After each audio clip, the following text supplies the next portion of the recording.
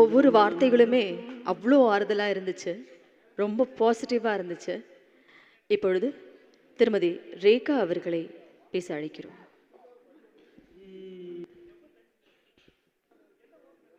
அந்த வானத்தை போல மனம் படைச்ச மன்னவனே, பனி துளிய போல குணம் படைச்ச தென்னவனே. எல்லாருக்கும் என்னுடைய முதற்கண் வணக்கம். ரொம்ப பெருமையாக இருக்குது. அதாவது எம்ஜிஆர் சார் இருக்கும்போது இருந்திருக்கோம், சிவாஜி கணேசன் சார் இருக்கும்போது இருந்திருக்கோம், ரஜினி சார் இருக்கும்போதும், கமல் சார் இருக்கும்போதும், விஜயகாந்த் சார் இருக்கும்போதும் இருந்திருக்கிறேன், நடிச்சிருக்கோம். ஒரு 5-6 படங்கள் நடிச்சிருக்கேன் அவரோட. ரொம்ப ரொம்ப நல்ல ஒரு மனிதர். அதாவது அந்த வெள்ளை ட்ரெஸ் போட்டுட்டு வந்தால் அது அவருக்கு மட்டும்தான் பொருந்தும்னு நினைக்கிறேன்.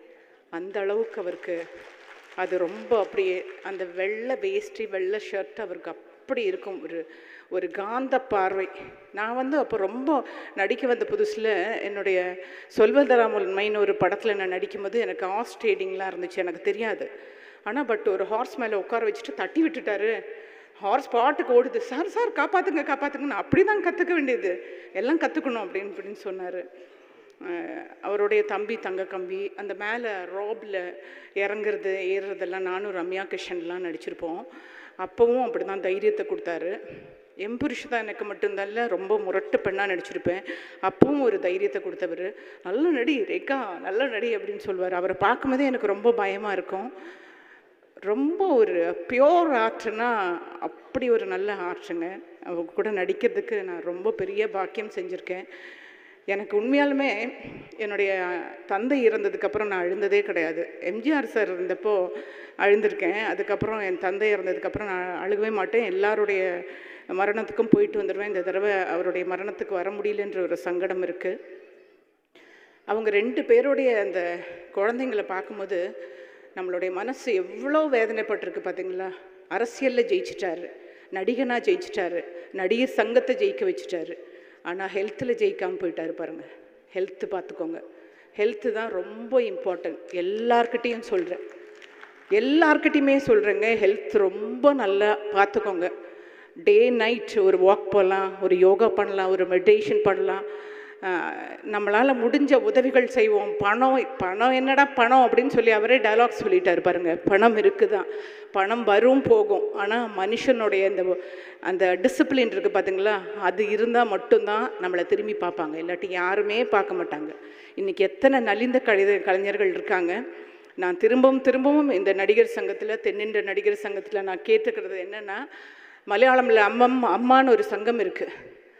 அதில் உங்களுக்கு ஓணமாக இருக்கட்டும், இல்லை மாதமாக இருக்கட்டும், இல்லை மாதம் ரிட்டையர்ட் பேமெண்ட்டாக இருக்கட்டும், எல்லாருடைய ஆப்ரேஷன்ஸ், எல்லாருடைய எல்ஐசி பாலிசி, அவங்களுடைய பணம்லாம் கரெக்டாக போய் சேர்ந்துடும். அந்த அளவுக்கு மேனேஜ்மெண்ட் நல்லாயிருக்கும். இங்கேயும் சொல்கிறேன், நமக்கு இருக்கிற இந்த கருத்து வேறுபாடுகள் எல்லாம் மாற்றி வச்சுட்டு நம்மளுடைய நடிகர் சங்கத்தை ஃபஸ்ட்டு நம்ம அதை கட்டி அந்த பில்டிங்கை ஓப்பன் பண்ணும்போது தான் அவருடைய ஆத்மா சாந்தி அடையும். இன்றைக்கி நம்மளை விட்டுட்டு போயிட்டாரு. நான் சொல்கிறேன், இதுவே ரொம்ப நாளுக்கு முன்னாடி அவரை எவ்வளோ பேர், எவ்வளோ மீடியாஸ், எவ்வளோ மீம்ஸ் போட்டு கிண்டல் அடிச்சுங்க. இன்றைக்கி படத்தெல்லாம் கண்டுபிடிச்சி அந்த வானத்தை போல மடம் படைச்ச புண்ணியவனேன்னு சொல்லி பாடுறீங்க. நம்ம மனுஷங்களை எல்லாருமே மறந்துடுறோங்க. பழசு எல்லாத்தையுமே நம்ம மறந்துடுறோம். அடுத்தடுத்த ஆளுங்களை, சிவாஜி கணேசன் சார் போனார், எம்ஜிஆர் போனார், கலைஞர் ஐயா போனார், ஜெயலலிதா அம்மா போனார். இறந்து போனதுக்கப்புறம் தான் அவங்களுடைய நல்ல இதெல்லாம் எடுத்து நம்ம பார்க்குறோம். இருக்கும்போதே தலையில் தூக்கி வச்சு கொண்டாடுங்க, இருக்கும்போதே கொண்டாடுங்க.